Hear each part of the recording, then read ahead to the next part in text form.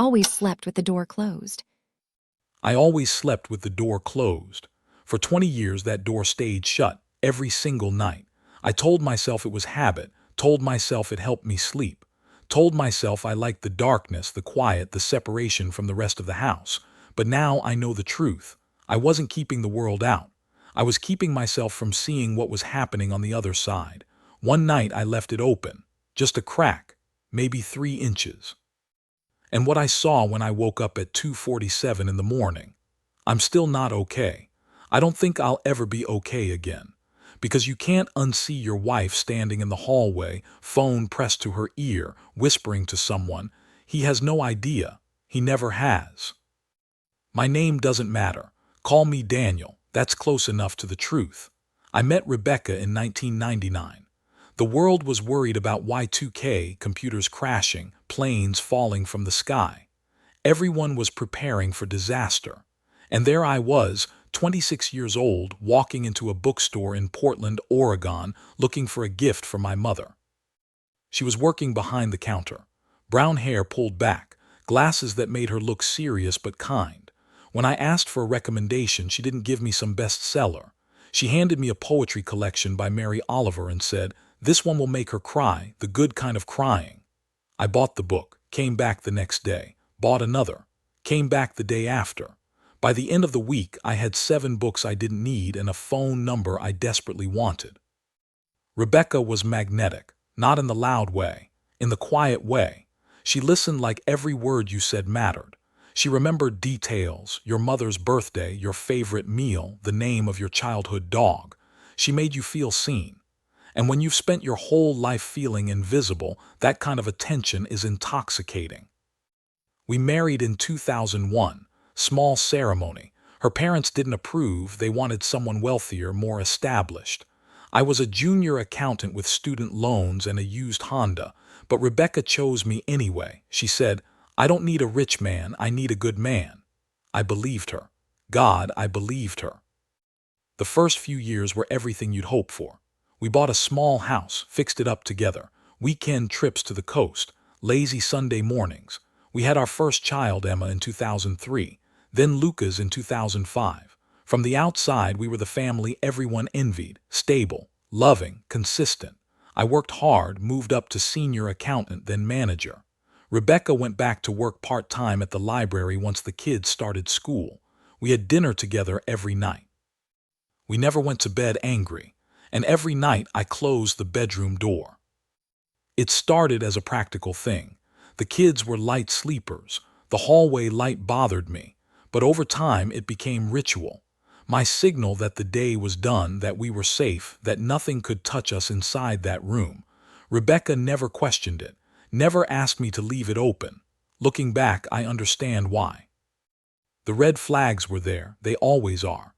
But when you love someone, you become an expert at explaining away the unexplainable. Around 2012, Rebecca got her first smartphone. She said it was for work, easier to check emails, coordinate schedules. I noticed she started keeping it close, closer than before, on the nightstand, in her pocket during dinner, in her hand when she went to the bathroom. I told myself everyone's attached to their phones now. It's normal. She started sleeping less. I'd wake up sometimes at 1, 2 in the morning and her side of the bed would be cold. I'd find her in the kitchen, drinking tea, staring out the window. "Can't sleep," she'd say, "just restless." I told myself it's probably menopause approaching, hormones, stress from the kids. Our intimacy faded, not disappeared, faded, like a photograph left in sunlight, still there but washed out. When I tried to talk about it, she said she was tired, always tired. I told myself we're not young anymore. This is what long marriages look like. I told myself so many lies to avoid one truth, that something was very, very wrong. By 2018, our children were teenagers. Emma was 15, Lucas 13. The house felt different, louder and quieter at the same time. Kids had their own lives, friends, phones, closed doors of their own. Rebecca and I existed in parallel, same house, same routine, different worlds. I started traveling more for work, regional conferences, client meetings. I was gone maybe 4 or 5 nights a month. I hated it at first. Then I noticed something strange. I stopped hatting it. Being away from home felt like relief, and that scared me more than anything. I tried to fix things, suggested date nights. She agreed but always seemed distracted, proposed a vacation, just the two of us. She said we couldn't afford it, bought her flowers randomly. She said thank you and put them in a vase where they died a week later without her ever mentioning them again. In late 2019, I made a decision. I was going to fight for my marriage, whatever it took. I booked a couples retreat for the summer of 2020, paid in advance, non-refundable. I was going to surprise her on our anniversary. Then the world shut down. COVID-19 changed everything. Suddenly we were trapped together, working from home, kids doing school from their bedrooms, no escape, no distance. You'd think that would bring us closer. It did the opposite. Rebecca became a ghost in our own house. She'd lock herself in the spare room for work calls that lasted hours. She went on long walks alone. She started sleeping even less, and I'd hear her packing the hallway at night. But the door stayed closed. My door, our door. And I stayed inside, pretending I couldn't hear anything. October 14th, 2020. I remember the date because it was my mother's birthday. She had passed 3 years earlier, and I always felt her absence sharply on that day. I couldn't sleep, kept thinking about her, about time, about how fast it disappears. At 2:47 in the morning, I got up to get water, and for the first time in 20 years, I didn't fully close the door behind me. I left it open about 3 inches. I walked toward the kitchen and froze. Rebecca was standing at the end of the hallway near the front door, phone pressed to her ear, speaking so softly I could barely hear her, but I heard enough. I know.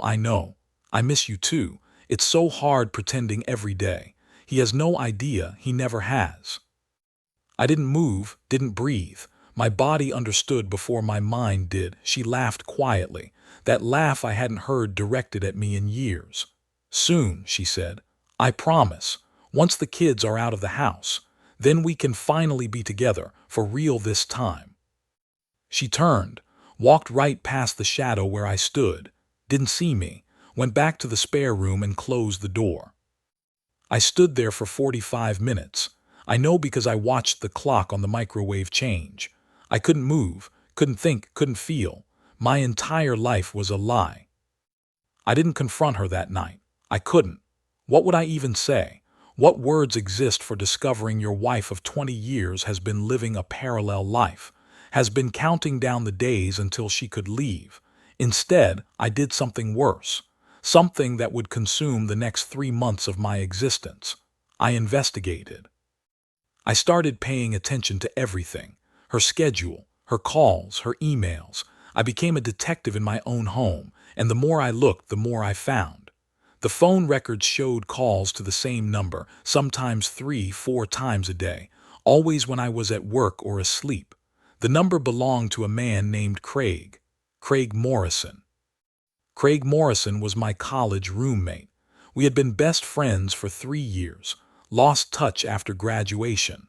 I'd introduced him to Rebecca at our wedding, a brief handshake, nothing memorable, or so I thought. I dug deeper, social media, old emails. Finally, I found it. A joint email account they'd created.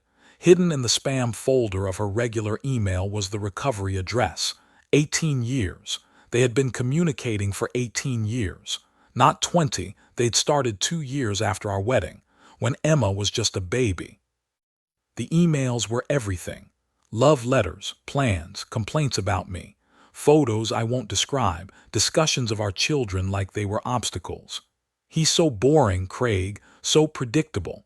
Every night he closes that stupid door like a little boy scared of the dark. I lie there imagining it's you beside me instead. They had met in person, not often, maybe once or twice a year. His work brought him to Portland occasionally. Business trips, she'd tell me. Library conferences, he'd tell his wife. Yes, Craig was married too, had been for 16 years, 3 children, 4 adults, 2 marriages, 7 children, all built on rot. I read every email, all 18 years. Took me 2 weeks. I barely slept, barely ate, went through the motions at work, at home, smiled at my wife across the dinner table while knowing she'd written paragraphs about how much she wished I didn't exist. The psychological experience is difficult to describe. Imagine discovering that gravity works differently than you believed, that the sun rises in the west, that everything solid is actually liquid. Psychologists call it betrayal trauma. It's distinct from other forms of trauma because it's perpetrated by someone your survival depended on trusting. Your brain literally cannot process the contradiction. You loved someone who was actively harming you. You trusted someone who was betraying you. The cognitive dissonance can cause symptoms similar to PTSD, hypervigilance, flashbacks, dissociation. I experienced all of them. But I didn't confront her, not yet, because I had a plan. I spent 3 months preparing, gathering evidence, consulting a lawyer secretly, documenting everything.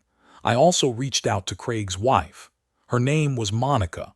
I sent her an anonymous email with just enough information to make her investigate, screenshots, dates, the email address. I later learned she threw him out that same night.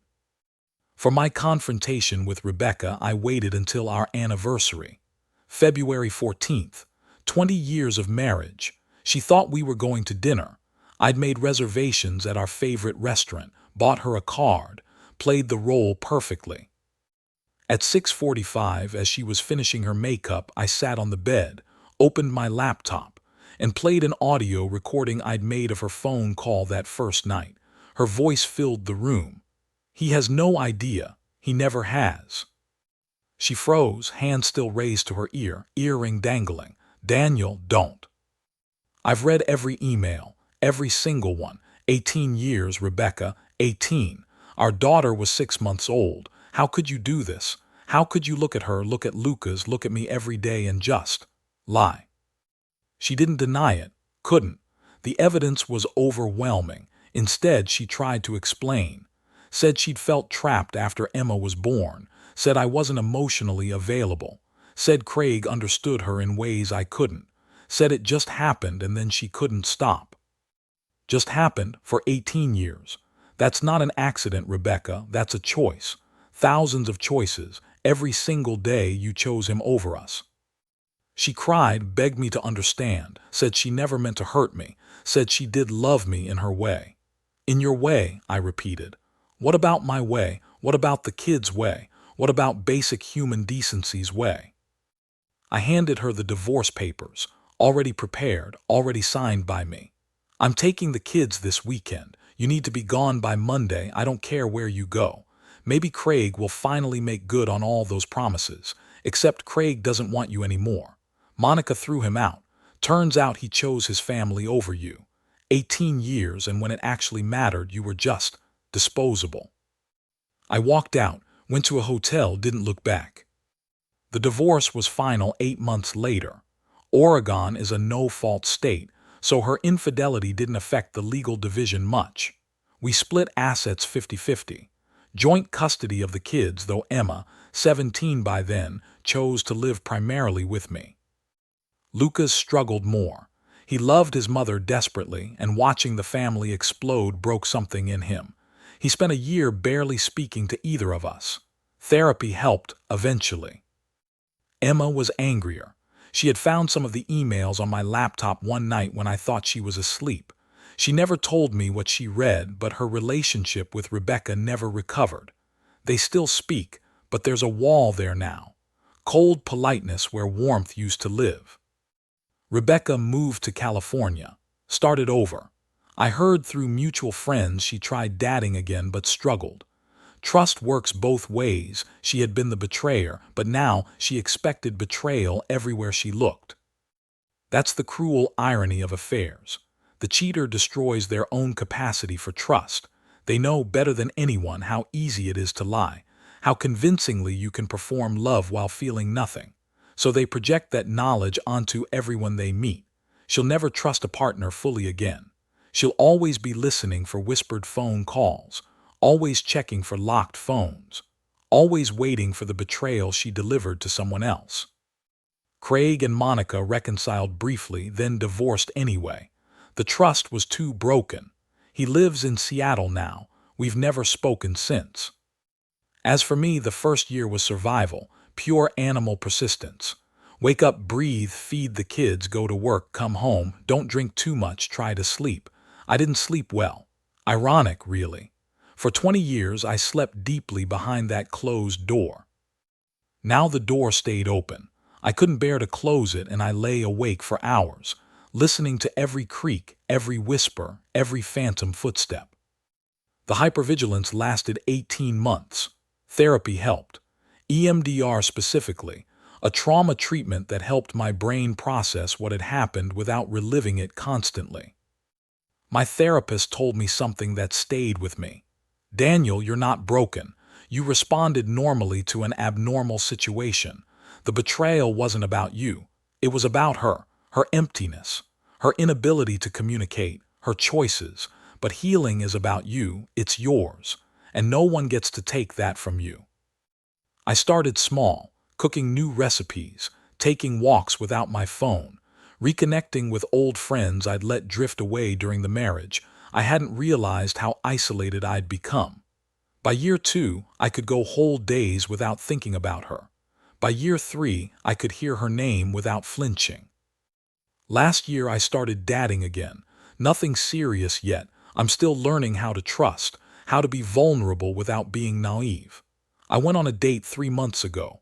Nice woman, divorced like me. We had dinner, talked for hours. At the end of the night, she asked why my marriage ended. I told her the short version. Infidelity. Long-term, discovered accidentally. She nodded. Didn't pry, just said, I'm sorry that happened to you, but I'm glad you're still trying. Still trying. That's all any of us can do. I've spent a lot of time thinking about why Rebecca did what she did. Not to excuse her, nothing excuses 18 years of systematic deception, but to understand. She came from a cold family. Parents who stayed together for appearances, not love. She never saw healthy conflict resolution. When something felt wrong in our marriage, she didn't know how to address it. Didn't have the tools, so she ran. Found someone who offered excitement without accountability. Fantasy without reality. Affair relationships exist in a bubble. They're all stolen moments and whispered promises. No mortgages, no sick children, no disagreements about dishes. They're marriages with all the boring parts edited out. And that's why they usually don't survive exposure. The moment Craig had to choose between fantasy and reality, between Rebecca and his actual family, the fantasy collapsed. I think she genuinely loved him, or loved what he represented, escape, desire, the person she might have been if she'd made different choices. But love built on lies isn't love. It's just elaborate pretending. I don't sleep with my door closed anymore. For 20 years, I thought I was protecting myself, creating safety, building a fortress. But I was just building a prison, one where I couldn't see what was happening right outside, where I chose comfortable darkness over uncomfortable truth. Now the door stays open. It's harder to sleep sometimes. I hear things, see things, stay aware. But awareness isn't weakness. It's strength. I'd rather know the truth and suffer than live in a beautiful lie. If you're listening to this and something feels off in your relationship, trust that feeling. Don't explain it away. Don't close the door on your own intuition. Ask the questions you're afraid to ask. Look in the places you've been avoiding. The truth is always there, waiting. It's only a matter of whether you find it, or it finds you. And if you're the one hiding something, stop, right now, today. Tell the truth before the truth tells itself.